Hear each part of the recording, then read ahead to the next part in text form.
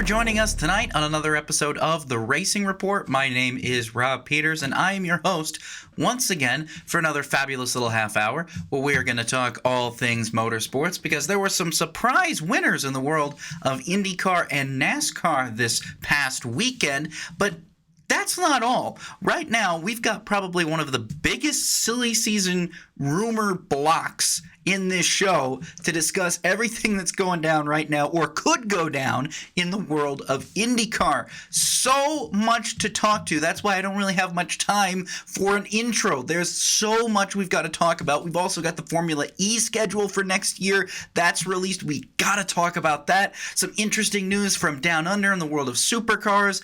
And in general, we've also got to recap the most recent races and the races that are coming up this weekend, because it's sure to be an action-packed weekend coming up in the world of racing. So let's go ahead here real quick and jump right on into the news, waste as little time as possible, and let's start talking now about Formula One, because if you haven't watched a Formula One Grand Prix all year, because of course it's not been on regular linear TV, well, that's okay, because your chance, if you at the very least have the ability to stream it, could be coming this weekend in Austria. So Apple has announced that this weekend's Austrian Grand Prix will be free to watch on Apple TV. All you need is an Apple ID and the Apple TV app. And now that includes all practices, all 3 practice sessions, plus qualifying, plus the race will be free to watch on Apple TV this weekend. So even if you don't have an iPhone or any kind of Apple product, maybe you had an iPod back in the day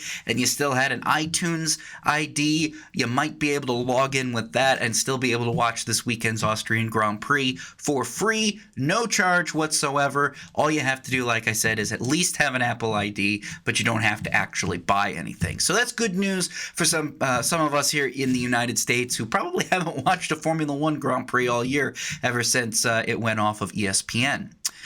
Meanwhile, speaking of Formula One, United States, things like that, American driver Jack Crawford will run free practice 1 this weekend in Austria for Aston Martin. So there's more reasons if you haven't checked out a race this year or checked out Apple TV. Now you have more of an opportunity to do so, maybe more of a reason to at the very least tune in to the first free practice session.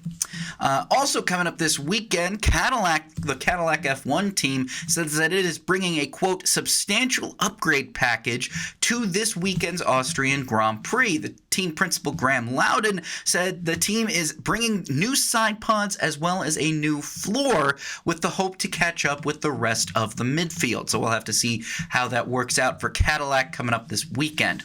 Final piece of Formula One news we're going to talk about today is that Fernando Alonso reportedly has ruled out a return to the Indianapolis 500 whenever he retires from Formula One. Again, hasn't given us a specific timetable yet, though it was cryptic that he said last week that he believed that was his last Barcelona Grand Prix in Formula One.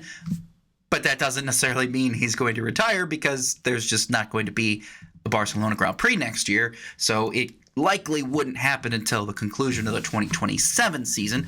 But what was really interesting about this is obviously it's a little bit disappointing for those of us over here in IndyCar who it doesn't look like Fernando Alonso is going to be coming back anytime soon. But what the really interesting thing was first of all, he said he wasn't necessarily interested in potentially doing something like a hypercar or maybe full-time in the WEC.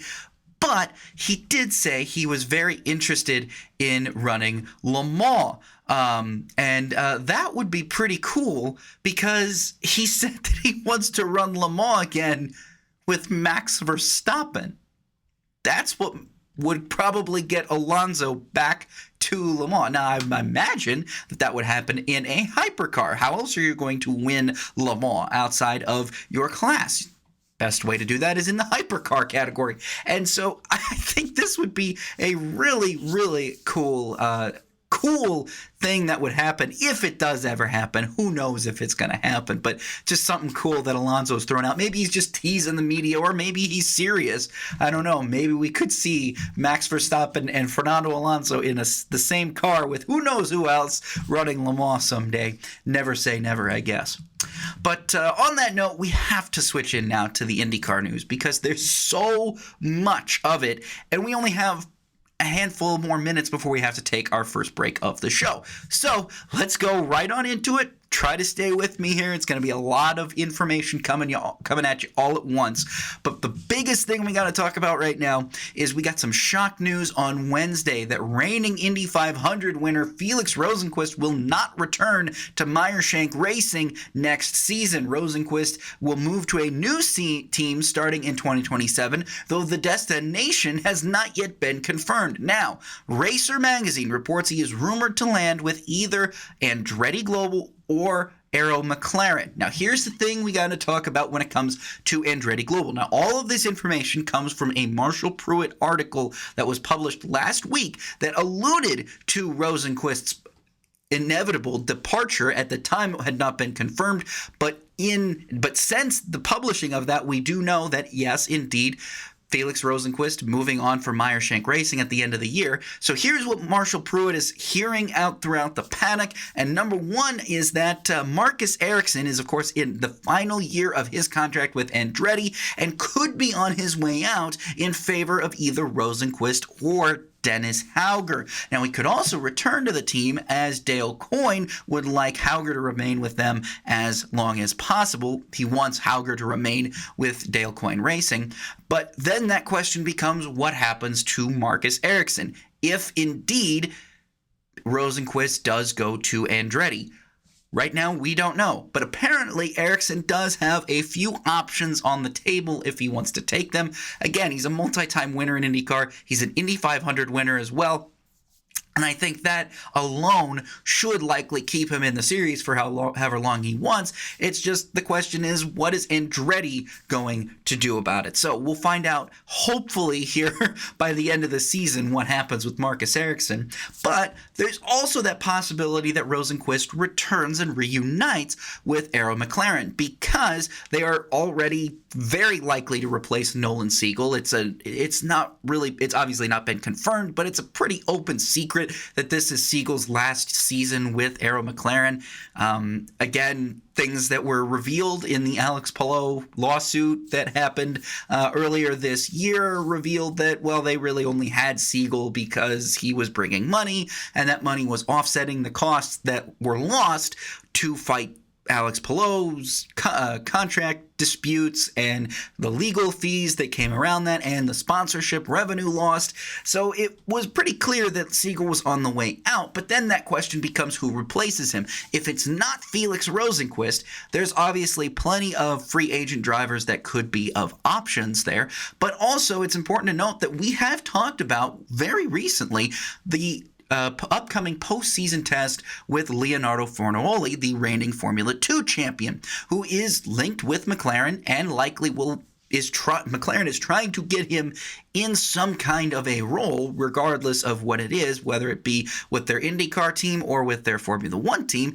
Likely that would come in the eyes of an IndyCar ride because, of course, Lando Norris, Oscar Piastri, locked down, locked in, probably not going anywhere in the near future. But this will be the interesting chess piece, I think, to watch. It's possible that Marcus Ericsson could return to Andretti, but who is going to take over that number 6 car is what I'm really curious to watch and see what ends up happening. Now, another piece from this Marshall Pruitt article is that he is reporting that AJ Foyt Racing could potentially see a complete lineup change next year. Now, again, keep in mind, these are all rumors. This is what Marshall Pruitt is hearing throughout the paddock as a possibility, and under that, Santino Ferrucci is in his final year of his contract with AJ Foyt Racing, and the team is reportedly hoping to see more consistent finishes out of the Connecticut native. So, if this does not happen, they could be looking to move on from Santino Ferrucci.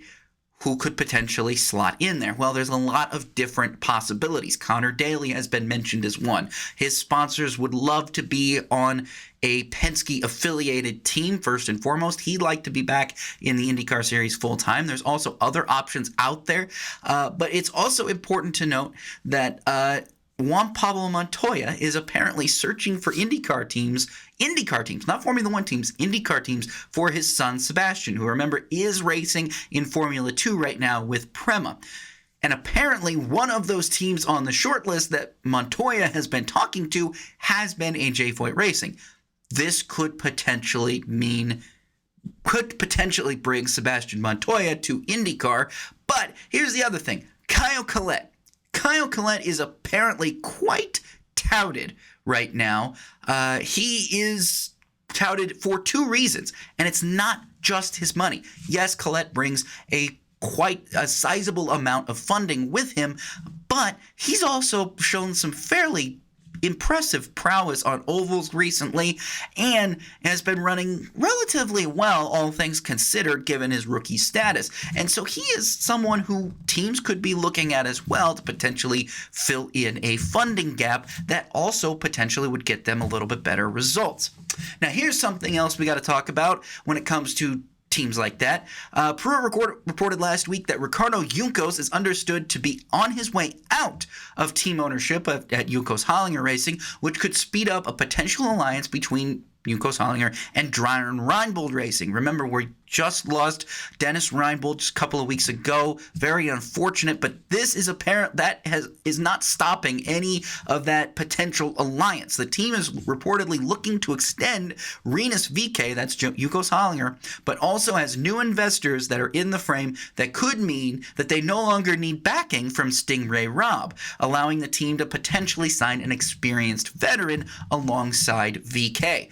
That will be another interesting thing to see. Where does Stingray go? He's got plenty of money, but where does he land? Does he land somewhere where what team right now is out there is in need of money and is willing to sign someone like Stingray? That'll be very interesting to see going forward. Finally, Marshall Pruitt reported that Chip Ganassi Racing is not expected to make any changes to its lineup for 2027, despite rumors that Scott Dixon, of all people, could be on his way out from Ganassi, a team he's been with since midway through the 2002 season. So all of that is very, very interesting. We'll have to keep up on all of that coming up here in the coming months and weeks, because silly season in IndyCar is getting quite crazy. But before we take our first break of the show, let's talk real quick about the Formula E schedule that just came out. With the debut of the Gen 4 car coming next season, the new schedule for the first time will take place predominantly on permanent circuits. It will also be the longest calendar in series history, with 17 races across 11 locations. The series is expected to begin at the Jeddah Corniche circuit December 18th through 19th. Now, that'll be a doubleheader, and the reason I talk about doubleheaders is because there has been a new change with the Formula E doubleheaders. The first race of the doubleheaders for next year will be called E-Prix Unleashed and will just essentially be a 30-minute sprint race. Everybody's going full out, full throttle, no energy saving, no nothing like that. Whereas the second race will be the actual E-Prix with energy management as well as pit boost. Now, some interesting additions to the upcoming Formula E calendar include the Circuit of the Americas. For the first time ever, the series will come to the Circuit of the Americas. They're going to run the NASCAR the NASCAR layout. That's the word I was looking for. The NASCAR layout around there. So not the full layout, but still Circuit of the Americas. And then, of course, they're going to go to Miami again. They're also going to go back to Sanya and Berlin, two longtime tracks on the schedule. They're also, again, going to Monaco. That's a big deal. But then Brands Hatch is coming to the Formula E schedule. And after that, they're going to Zandvoort. So Zandvoort not going to have a Formula One race, but it will have a Formula E Grand Prix next season. Then, of course, they're going to Jarama in Madrid, not the Madring, but Jarama. That'll be a big deal. And then, of course, Shanghai, again, going back to China, before ending the season July 24th through 25th in Tokyo of next season. So that is it for all the open wheel news. We are way over time on our first break. Let's go ahead and take that first break now. And when we come back, we've got some Supercars news to discuss, as well as plenty of NASCAR news. Well, not a lot, but enough to at least get you ready for this weekend's races. So, more Racing Report coming up after this. Don't go anywhere.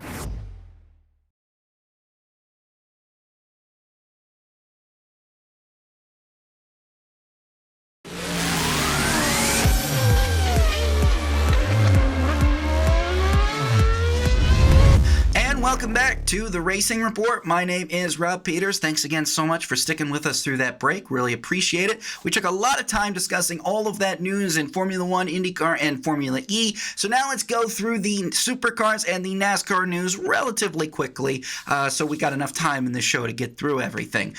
First and foremost, in the world of Supercars, if you watched the Darwin Triple Crown this past weekend, you know that it was a hot one out there. We're talking 32 degrees Celsius in the Northern Territory, and that resulted in two drivers being ruled out from Sunday's race in Darwin. Brody Kostecki withdrew from the Sunday race after battling an illness all weekend, finally decided, I'm too sick to do this, I'm done, find somebody else, I need to recover. So they got Todd Hazelwood, pulled him out, and put him in the car for Sunday. And then Thomas Randall, probably, good Lord bless this guy, he started the Saturday race, and his cool suit failed. So remember, we're talking 32 degrees Celsius. I mean, this is in the high 90s in Fahrenheit. It's very hot up there. So he had his cool suit fail, and that left him with severe heat exhaustion. And so they had to get Mark Winterbottom come out of retirement, basically, or semi-retirement, and relieve him in the Sunday race. I hope both of them are feeling better and good to go for the next round. But also in the world of supercars, this was quite interesting.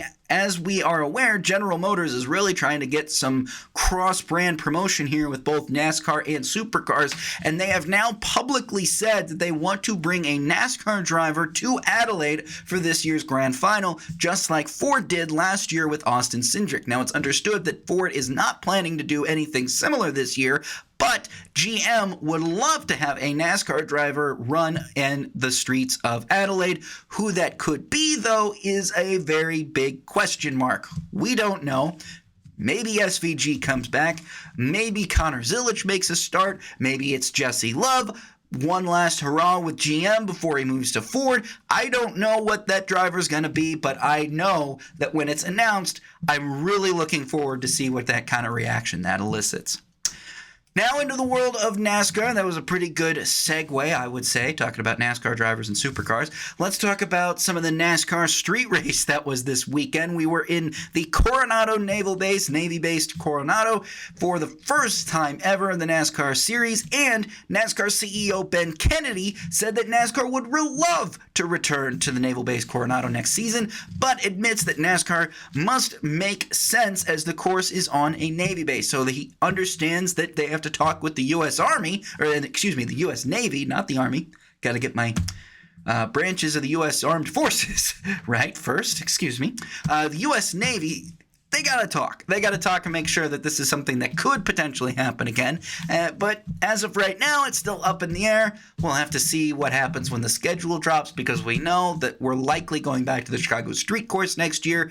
And so that would make for 2 street courses potentially on the NASCAR schedule for next season. Again, we'll have to monitor that and let you know what develops as we learn more. NASCAR has also announced a technical rules change for short track races coming up. Front and rear bumper foam in Cup cars will no longer be run at North Wilkesboro, Richmond, Bristol, and Martinsville. This is done so that there is more of a penalty for hitting someone on these short tracks, because right now, let's go back and watch Austin Dillon's controversial win in 2024 to get at Richmond to get in the playoffs. Remember when he hit Joey Logano? Barely did any damage to the front bumper, barely did any damage to Logano's rear bumper. So they're going to change that. So now context such as that will actually have some sort of a negative response for the aerodynamics of the car. Finally, in the world of NASCAR, Ryan Newman is returning to the Top 3 Series next month in the number 25 Ram free agent truck for Colleague Racing at North Wilkesboro. That's big news there. Glad to see Newman back. That'll be his first attempt in a truck start since 2021. He failed to qualify at the Bristol Dirt Race. Before that, his most recent truck start was in 2018 at Eldora. That is it for NASCAR news so far this week. Thank you so much for sticking with us through that. I know it was a lot. We're going to go ahead here and take our second break of the show. But when we come back, we're going to recap all the races that you may have missed from this past weekend. And we're going to get you set up for every single race that's coming up this weekend. Because, again, as always, we're in summer. There's no shortage of it. So stick around. More Racing Report coming up after this. Don't go anywhere.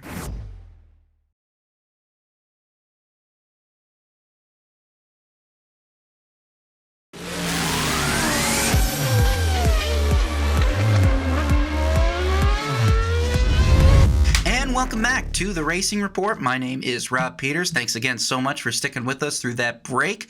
Let's go ahead real quick and let's talk about the races that we had this past weekend. NASCAR, like I said, was at the Coronado Naval Base in San Diego for the first time in history, in the NASCAR Series history, and we got treated to some fairly entertaining races. There were some long ones, don't get me wrong, but overall you can't say that they did not entertain. In the Truck Series, it was a last lap pass and you thought he was out of gas. Lane Riggs passing Tyler Reef on the last lap after Reef blows the chicane, the final chicane, the bus stop chicane. Very disappointing for him, obviously, but he's got a great future in the sport. No need to be upset about him there. Of course, Jimmy Johnson was running very well in the Truck Series race, and he was actually leading laps until got caught up and even said he was surprised at the lack of respect amongst all of those truck racers, but Lane Riggs sure didn't have any problems with that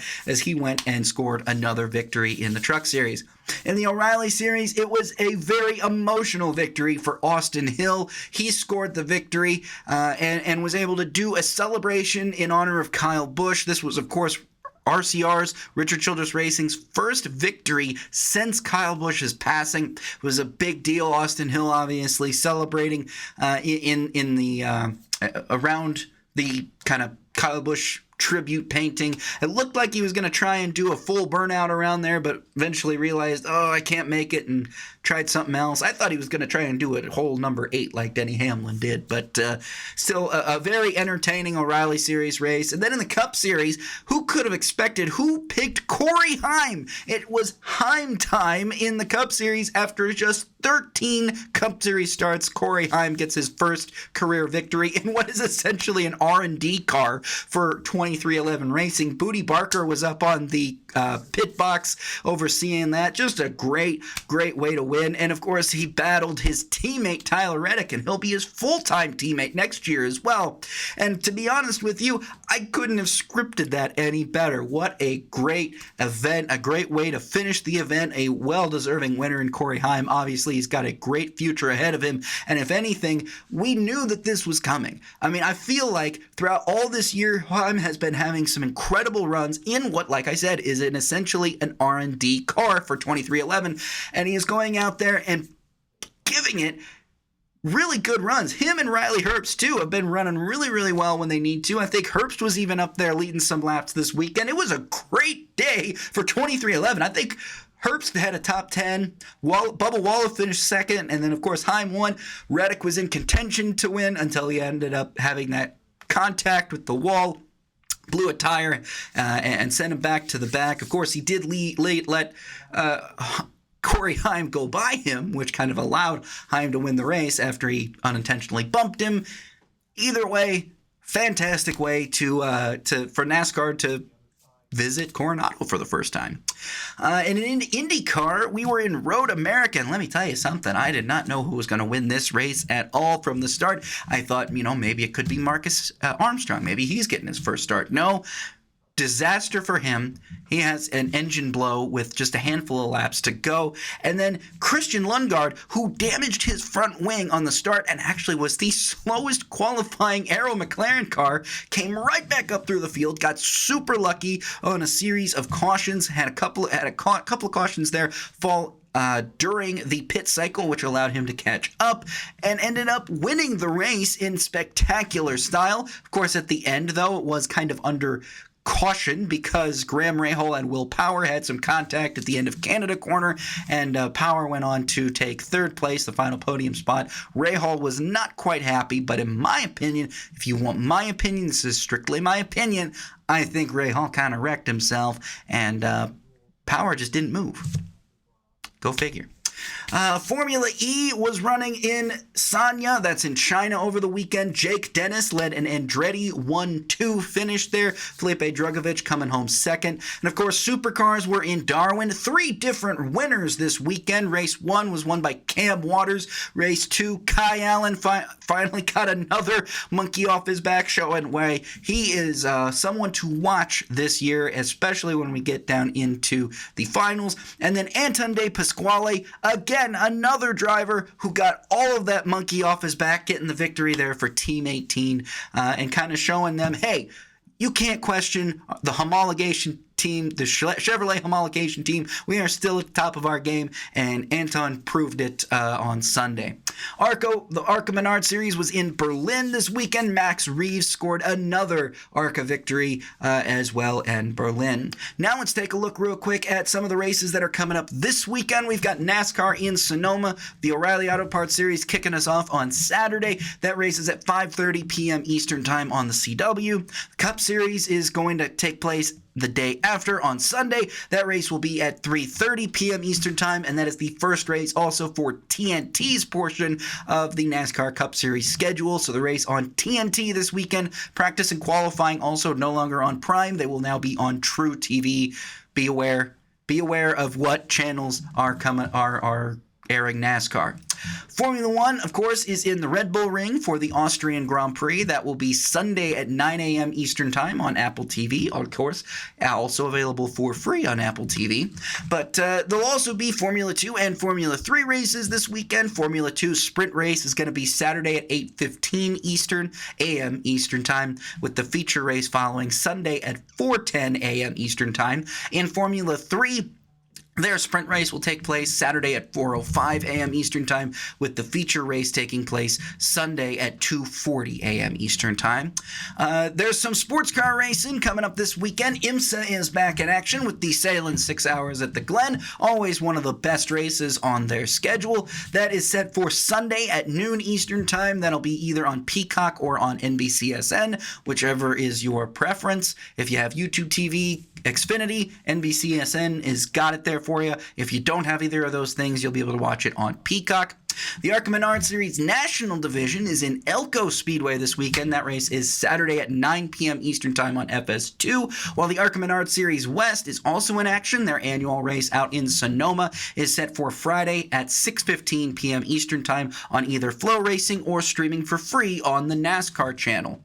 High-limit sprint cars are also in action this weekend. They're racing Friday and Saturday at 8 p.m. Eastern Time. Both races at Big Sky Speedway. Those are again on Flow Racing. The Cars Tour West is in action on Saturday at 9:30 p.m. Eastern Time. They're in Evergreen Speedway again on Flow Racing. And then coming up next week, the week after this, the BC 39 at the Indianapolis Motor Speedway Dirt Track.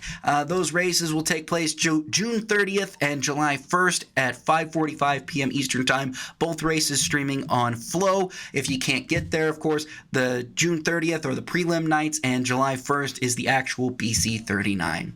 That is it for this week's episode of The Racing Report. Thank you guys again so much for tuning in and watching. We really appreciate it. My name is Rob Peeters, and for WATHR, this has been another episode of The Racing Report.